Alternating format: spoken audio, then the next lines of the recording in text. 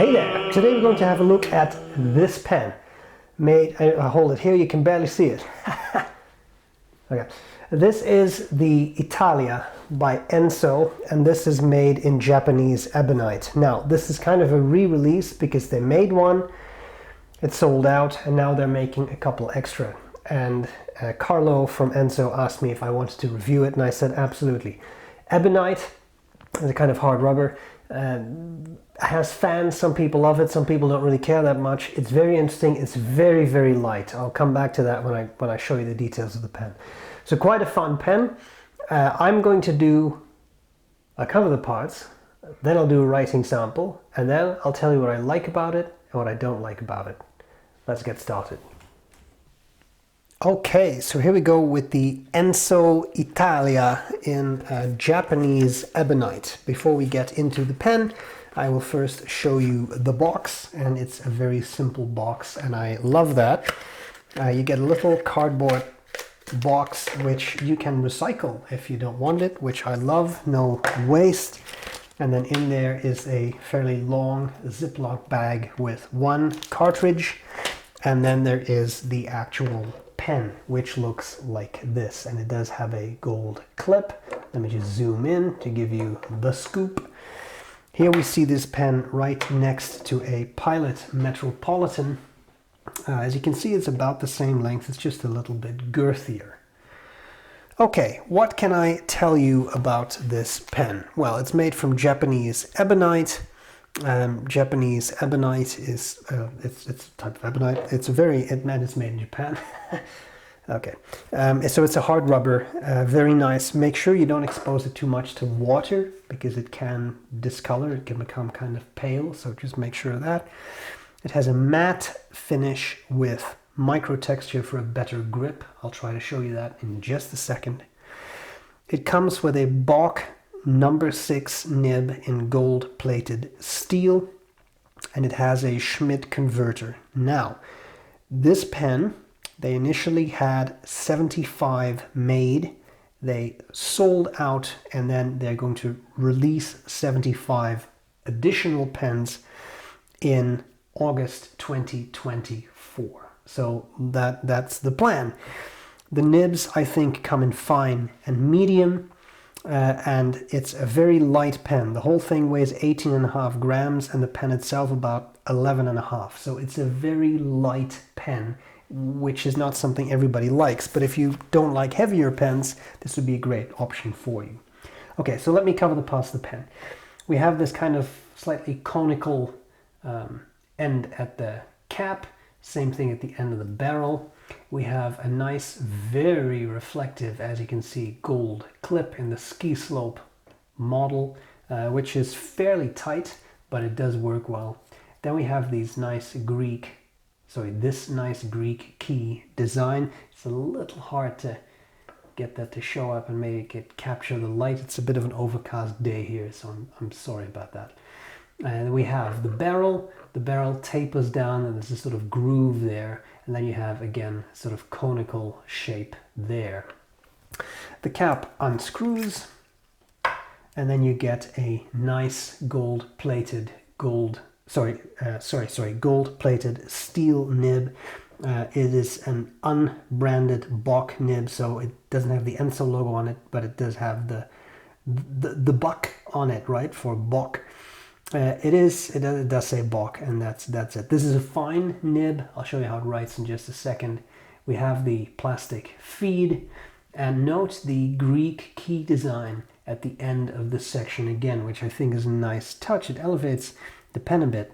We have these threads here, and they are not particularly sharp. There is a bit of a step down from the barrel, which is a little bit sharper, but because this is a fairly long section, it just tapers down. That's quite enough to hold on to, and I don't really feel any of that sharpness.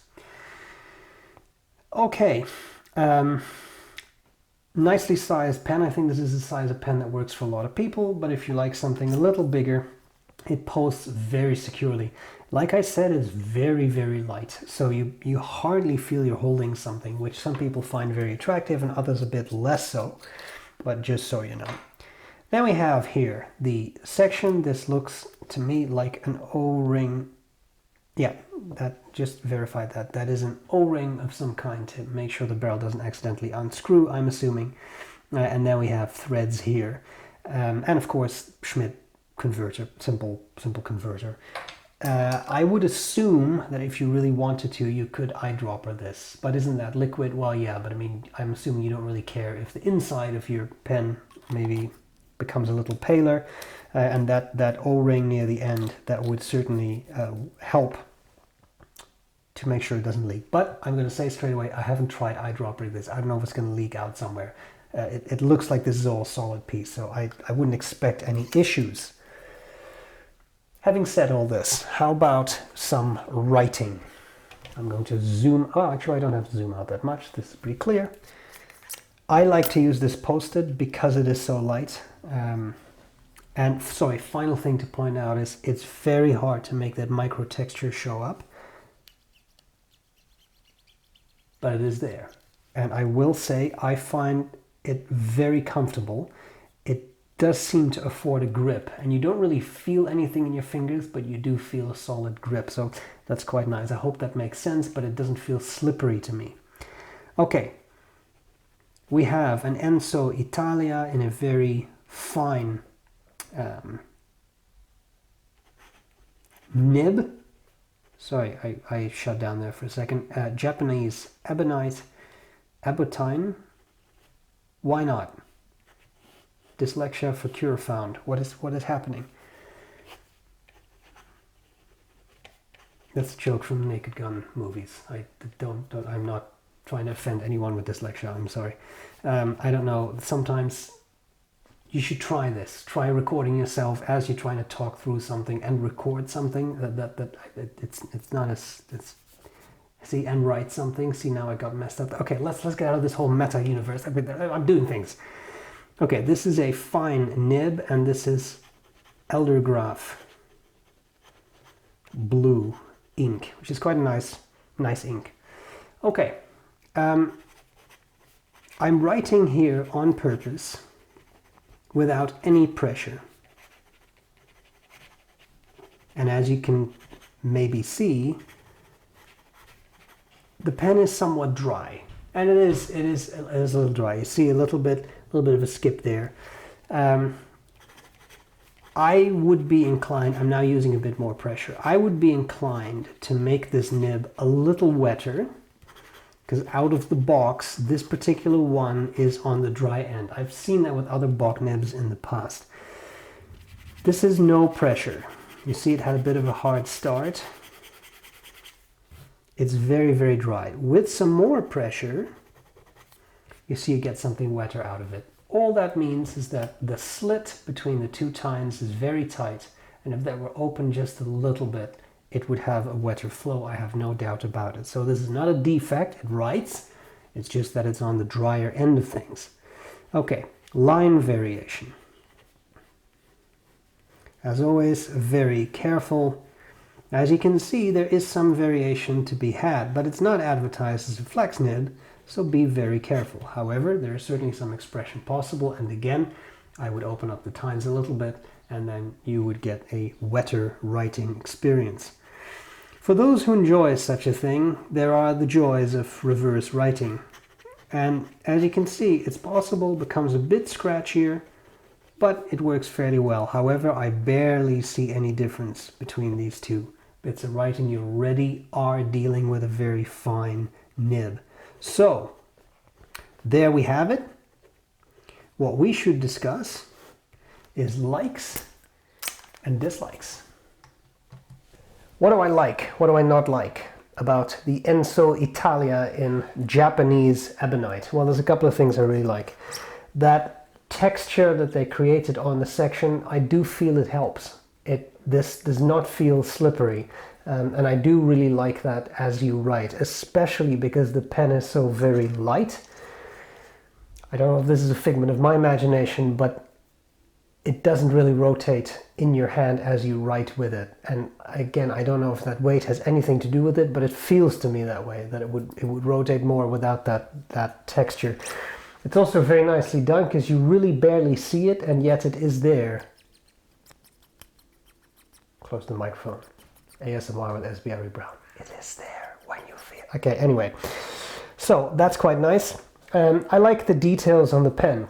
That Greek key, and I know it's hard to see. It's hard to make the light, sort of capture the light properly for you to see it.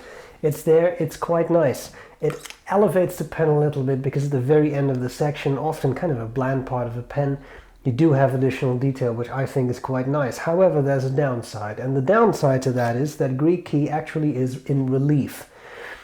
Given that you dip this into a bottle of ink, if of course you use the converter, if you use a cartridge, this is not a problem, but ink will get trapped in that Greek key. It's not an issue. If you have some absorbent material like a tissue or something to wipe down the section, it shouldn't be a problem, but do make sure that you actually wipe it down, otherwise it could be an unpleasant surprise when you uncap the pen and there's some ink on your hand. Now, that Greek key is fine enough. That's not going to hold a liter of ink, is it? But just be aware of it because it does seem to catch some ink.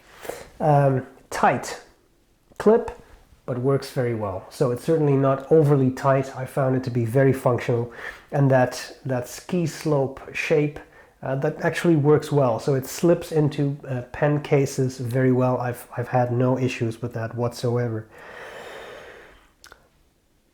Final thing I will say is I've commented on the nib being a bit dry, but I mean that's an easy fix, and I don't know if that is the case for all these nibs or just this one, so I can't really speak to the consistency of that. Something that is the same for all these pens is that they are very, very light, and if you like a heavier pen, I can tell you right now, steer clear of this one because it's not going to work.